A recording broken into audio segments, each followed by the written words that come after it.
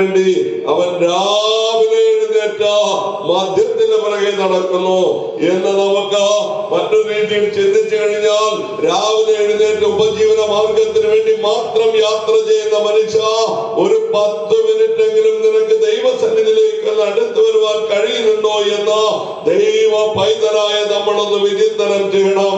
എത്ര രാവിലെ എഴുന്നേറ്റ് നീ അധ്വാനിച്ചിട്ടും ഓട്ടസഞ്ചരിടുന്ന അവസ്ഥയിലേക്ക് നീ പോയിക്കൊണ്ടിരിക്കുന്നത് നീ തിരിച്ചറിയുവാൻ കഴിയാതെ പോകുന്നതിന് കാരണമെന്തോ എന്ന് ചോദിച്ചാൽ, ദൈവസന്നിധിയിലേക്ക് അടുത്ത് വരുവാൻ നിനക്ക് കഴിയുന്നില്ല.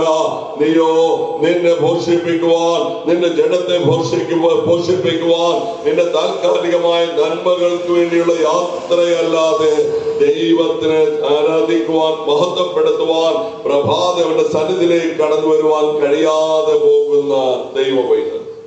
രണ്ടാമത് ശ്രദ്ധിച്ച്, ഇവന്റെ ആഘോഷങ്ങളിൽ അവിടെ തപ്പുണ്ട്, മേളമുണ്ട്.